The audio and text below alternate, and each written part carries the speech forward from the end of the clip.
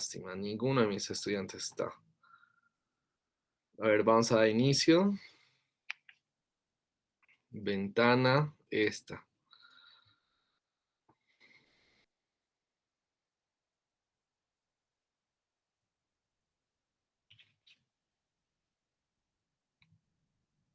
Vamos, empecemos.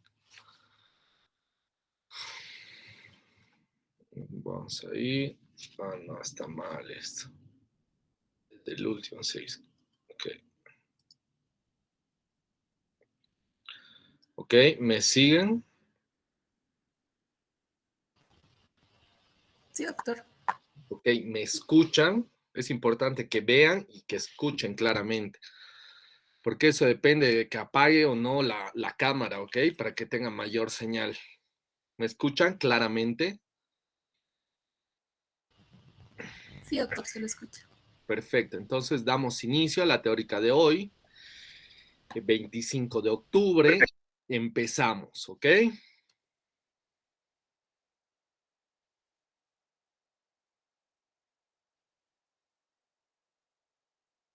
Vamos a hablar de las malformaciones y anomalías congénitas.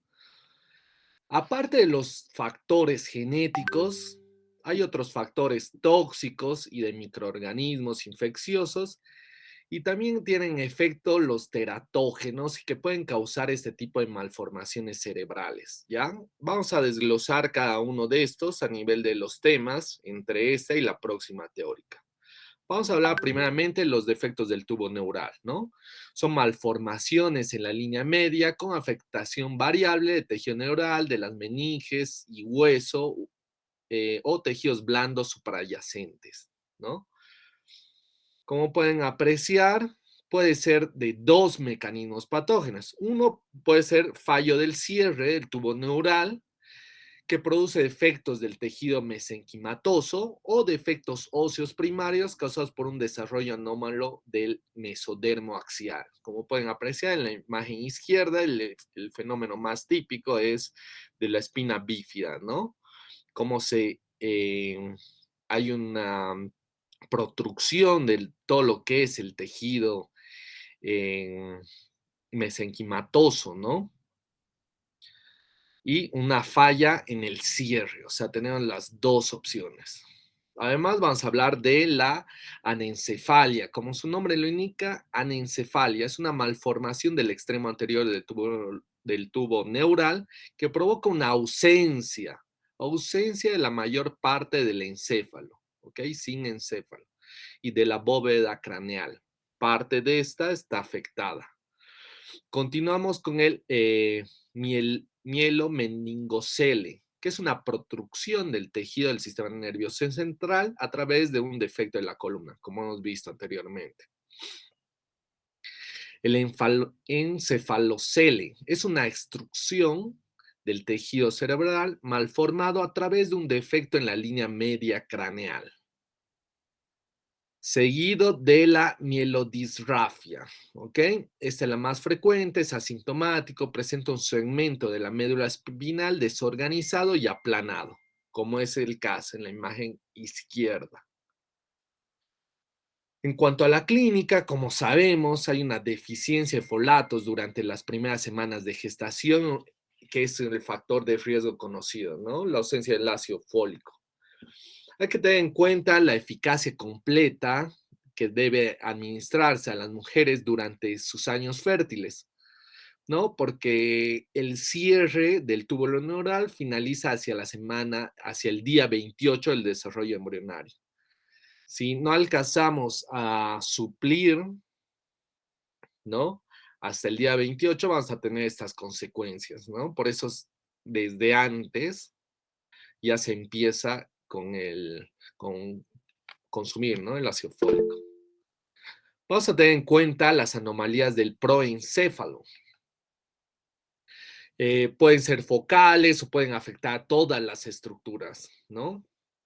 Ahora vamos a hablar del volumen, ¿no? El volumen puede variar, puede ser megaloencefalia o microcefalia. Siendo la microcefalia, como en la imagen izquierda, es más frecuente que la megaloencefalia, ¿no? Que es el tamaño que está agrandado, ¿no? Y eso está asociado a anomalías cromosómicas, fetopatías alcohólicas e infección vírica intrauterina. También hablamos de otra anomalía del proencéfalo, que es la lisencefalia. Es en un número menor de circunvoluciones que se llegan a presentar a nivel del cerebro, ¿no? Y hay de dos tipos. Uno es con superficie lisa, que es el tipo 1, y el tipo 2 es superficie rugosa o empedrado.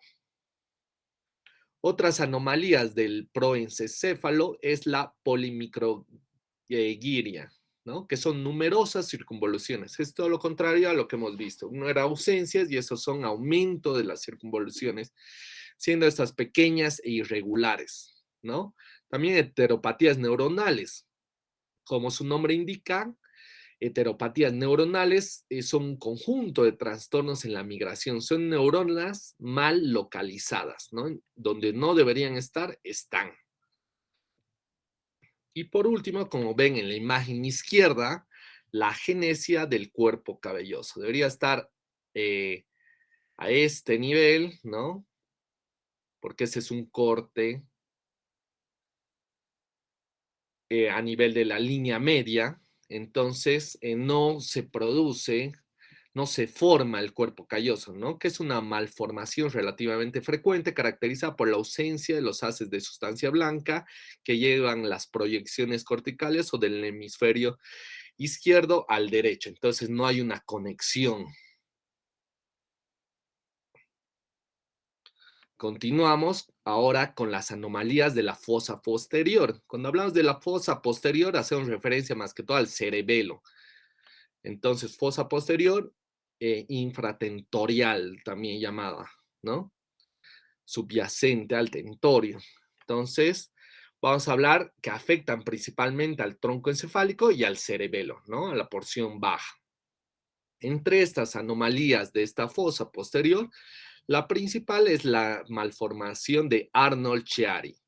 Puede ser de tipo 1 o 2. La 2 consiste en una fosa posterior pequeña, un cerebelo deformado en la línea media con descenso del vérmiz a través del agujero occipital. Como pueden apreciar en la imagen izquierda, ya se ve esta es la porción del vérmix. Entonces debería estar a este nivel, no debería sobrepasarse, pero está alcanzando, está descendiendo. Y como es la tipo 2, también está la tipo 1, ¿no? La malformación de Chiari tipo 1 es un trastorno más leve en el que las amígdalas cerebelosas de la implantación baja se extienden hacia abajo del interior del canal vertebral, ¿no? Entonces estaríamos hablando ya de las amígdalas cerebelosas. Como pueden apreciar en la imagen derecha, ¿no? Debería ser normal, pero hay un descenso de las mismas. Después continuamos con la malformación de Dandy-Walker, que se caracteriza por un aumento del tamaño de la fosa posterior, el vérmiz cerebeloso está ausente y este está reemplazado por un quiste grande en la línea media. Entonces, en los anteriores había un descenso, en el de Dandy-Walker ya hay una ausencia total, ¿no? Reemplazado por un quiste. Y por último, llegamos al síndrome de Joubert, que presenta una hipoplasia del vérmiz cerebeloso con una elongación aparentemente de los pedúnculos cerebelosos superiores. Y como pueden apreciar, miren, ¿de qué tiene forma? De un diente, de un molar. Entonces tiene una forma de un molar, de un diente. ¿Por qué? Porque hay una protrucción, si se dan cuenta, hay una elongación de los pedúnculos cerebelosos superiores. Entonces da una imagen a nivel de la resonancia magnética del signo del molar, haciendo referencia del síndrome de Joubert, ¿no? Qué interesante, ¿no? Muy linda la imagen. Vamos a hablar ahora de las enfermedades cerebrovasculares. Primeramente, la lesión cerebral como consecuencia de una alteración en el flujo sanguíneo puede ser isquémica o hemorrágica. Puede ser isquémica o hemorrágica. También hablamos del tiempo, ¿no? Cuando hablamos de ictus, hablamos de un inicio agudo y persistente, más de 24 horas, a diferencia de lo que hablamos cuando hacemos referencia a un accidente isquémico transitorio, que es menos de 24 horas, pero con la misma clínica. Hablando de las enfermedades cerebrovasculares, del ictus, sus mecanismos. Tienen dos mecanismos. El primero va a ser de isquemia y o hipoxia y el segundo, hemorragia. La isquemia y o hipoxia es por alteración del riesgo sanguíneo y de la oxigenación del tejido del sistema nervioso central, y la hemorragia por ruptura de los vasos del sistema nervioso central. Las causas más frecuentes, obviamente, como conocemos, es la hipertensión, puede ser anomalías vasculares, aneurismas o malformaciones, ¿no?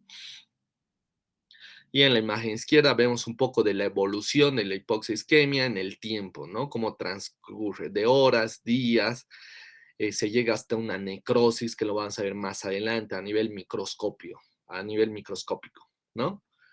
Después de hablando y haciendo un poco más énfasis en el primer mecanismo de la hipoxia e isquemia, el encéfalo principalmente presenta más del 15% del gasto cardíaco, ¿no? En reposo y consume el 20% de la oxigenación corporal, del oxígeno corporal de todo el cuerpo. Imagínense. Entonces, cada vez que inspiramos, el cerebro está en constante eh, flujo sanguíneo y por ende oxigenación, ¿no? Ahora, cuando hablamos de hipoxia e isquemia, ya hablamos de una disminución de este flujo sanguíneo, ¿no? Puede estar causada por una disminución de la presión, como puede ser una hipotensión, una hemorragia, ¿no? O por obstrucción de estos vasos, puede ser por una embolia, y se manifiesta como se ve en la imagen izquierda, ¿no? Entonces, con signos de isquemia, como se evidencia en las flechas blancas, ¿no? Y de la misma manera, las mismas flechas blancas, entonces hay una isquemia. Ahora vamos a hablar de una isquemia cerebral focal, ¿no? Esta está causada por la disminución o ausencia del flujo sanguíneo en una zona localizada, determinada del encéfalo. Secundaria, una obstrucción arterial parcial o total, ¿no? La enfermedad vascular oclusiva de grado suficiente puede provocar un infarto cerebral y puede estar causada por una embolia a distancia, ¿no? O trombosis, como hemos dicho, una oclusión, una obstrucción arterial, siendo esta parcial o total. Entonces, por ende, da un área focal localizada, ¿no? Ahora hablamos de los infartos cerebrales, ¿no? Tienen dos grupos según la presencia o la ausencia de hemorragia, ¿no? El encéfalo tiene una circulación terminal, o sea, termina todo lo que es, no es lo mismo que el antebrazo, ¿no? Que para llegar a la mano tiene que llegar por el antebrazo, tiene otra colateral, entonces es más fácil. En cambio, a nivel del cerebro es una circulación terminal, ¿no? Además, la irrigación colateral es escasa. Por estos casos hay infartos cerebrales, ¿no? Los infartos cerebrales oclusivos no son hemorrágicos al principio y como se evidencia son pálidos y anémicos. Como pueden apreciar en las imágenes inferiores, principalmente en la izquierda, ya se ve una porción de un infarto, ¿no? Estas áreas, ¿no? A diferencia de esta más clara de la derecha, ¿no? Entonces ya estamos hablando de estas afecciones. Uy, a ver si me salió. Ahora hablamos del infarto no hemorrágico, ¿no? Tiene diferentes tiempos de evolución. 6 horas hay una lesión irreversible. A las 48 horas el tejido empalidece, se reblandece y aumenta de volumen. entre 2 a 10 días el encéfalo se hace gelatinoso, friable.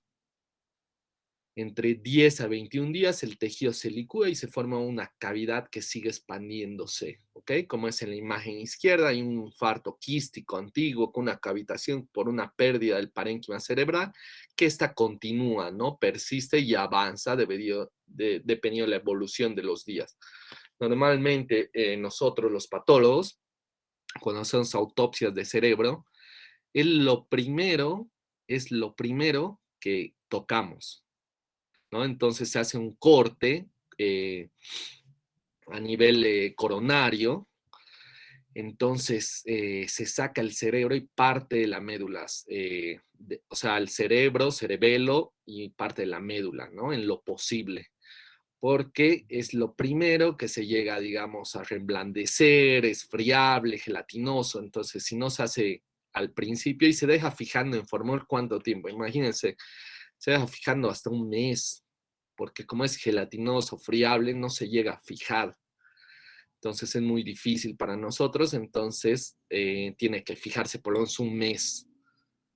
Por eso algunas autopsias, algunos informes de lo que involucra el cerebro eh, tardan un poco, porque tardan en la fijación del cerebro, ¿no?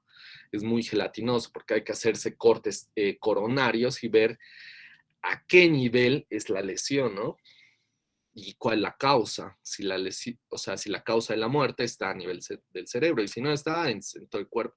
Saben que la autopsia se hace en todo el cuerpo, se tiene que estudiar, ¿no? Hasta llegar a ver alguna causa. Vamos a ver. Ahora hablamos de la microscopía. En cuanto a la microscopía de infarto no hemorrágico, vamos a hablar de un infarto agudo principalmente. Este da a las 6-12 horas. ¿Y cómo se va a ver en la microscopía? Como pueden apreciar, una necrosis neuronal, va a haber un aumento, una eosinofilia, como pueden apreciar en el nivel de las neuronas. Están más eosinófilas de lo normal. Hay una pignosis, el núcleo está pequeño, no hay una reducción en el núcleo y cariorexis, porque algunos ya ni tienen núcleo, ¿no? Como pueden apreciar, este ya ni tiene núcleo. Entonces hay una destrucción nuclear. A eso le llamamos cariorexis.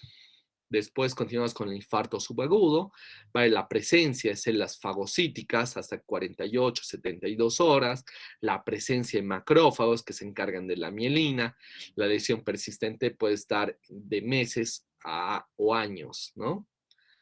En la imagen izquierda pueden apreciar los astrocitos reactivos, los vasos de neoformación que ya se aprecia a este nivel, ¿no? Los vasos de neoformación de la periferia de la lesión, una semana después de la agresión, continúan, ¿no? Y por último, el infarto cicatrizado, ¿no? Donde se evidencia una red extensa de fibras gliales mezcladas con capilares nuevos y tejido conjuntivo perivascular. Aquí se evidencia igualmente el vaso,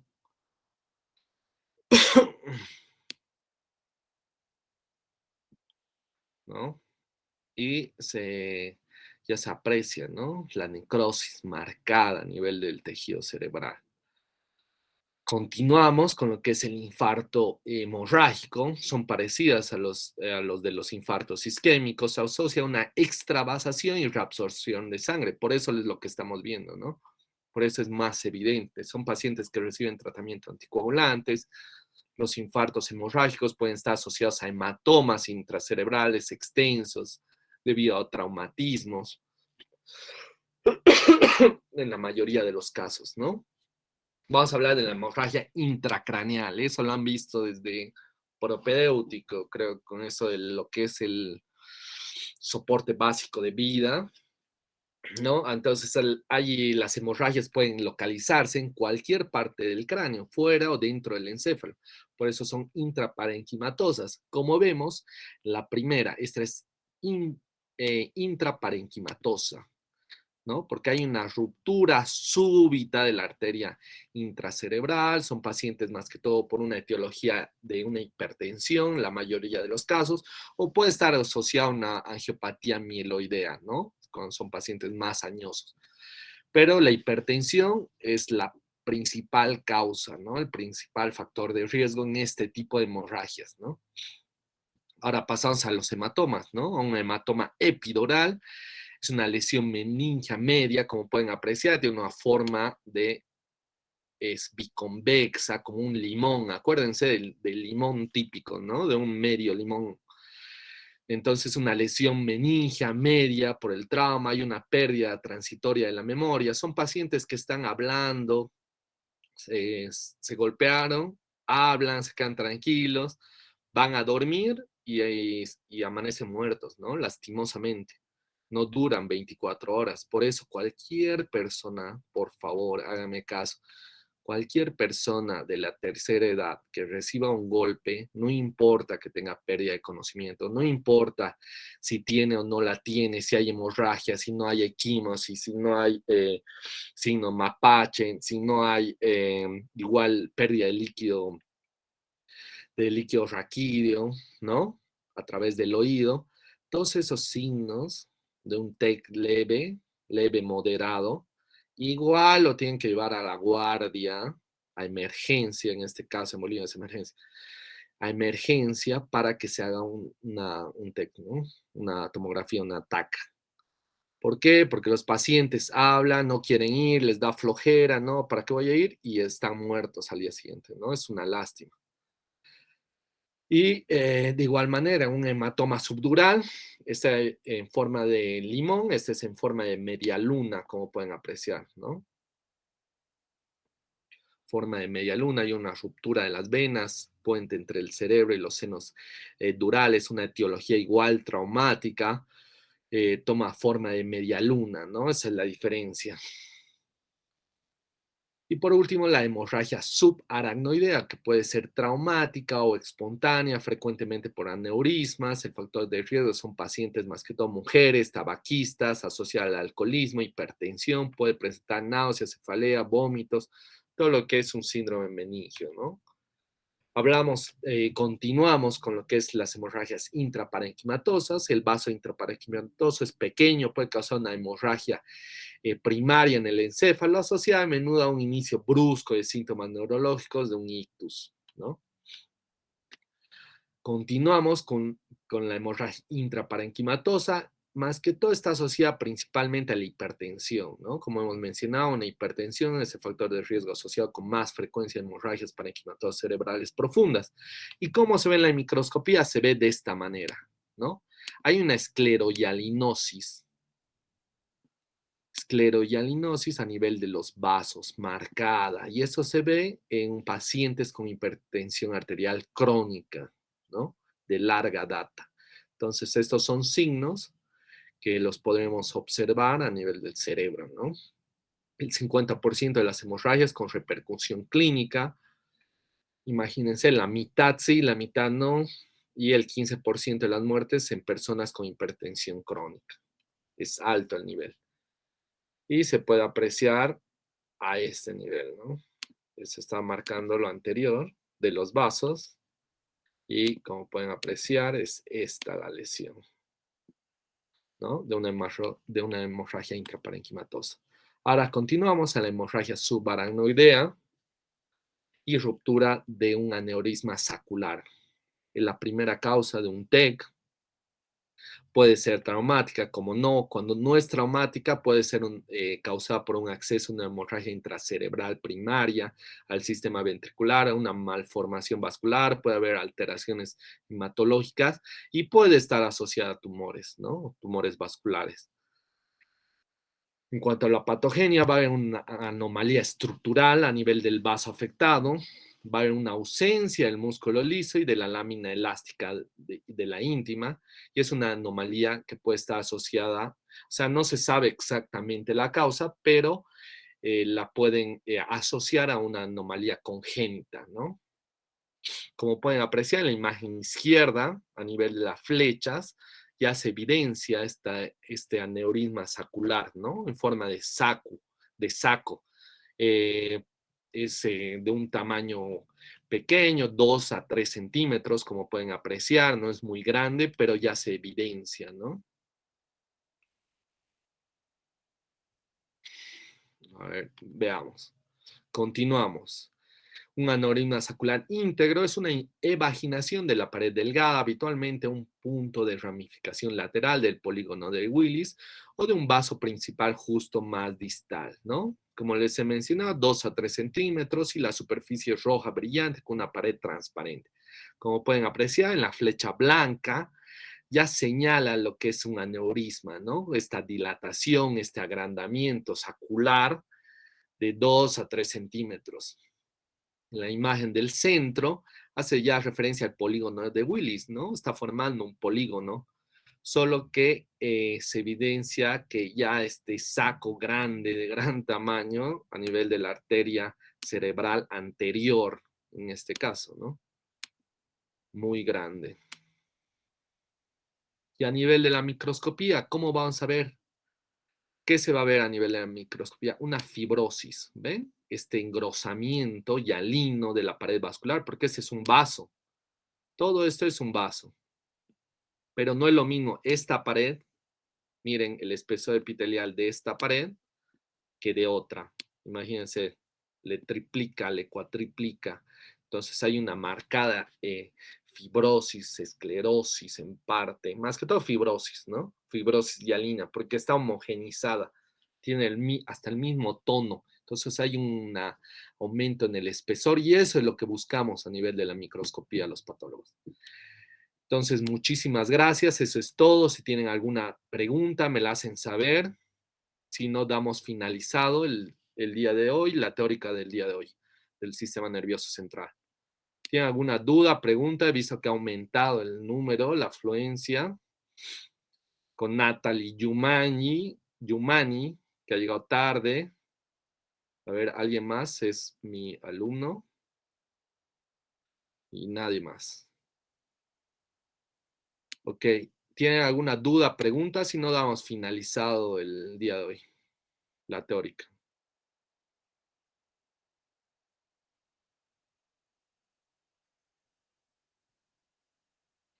¿Tienen alguna duda, pregunta? A ver, les escucho. Rodrigo Amílcar, también uno de mis estudiantes. ¿Tienen alguna duda, pregunta? Rodrigo, ¿tienes alguna duda, pregunta? No, doctor, todo claro. Ya, perfecto. Entonces, finalizamos el día de hoy. Y ya saben, para la próxima clase voy a empezar lo que continuaría con infecciones, ¿no? Infecciones cerebrales del sistema nervioso central, ¿no? Entonces me despido, espero que tengan un buen examen el día de mañana y descansen, ¿no? Sigan estudiando, en su caso hay que seguir estudiando, no hay otra, ¿ok? Entonces nos despedimos. Buenas noches, se cuidan, hasta la próxima.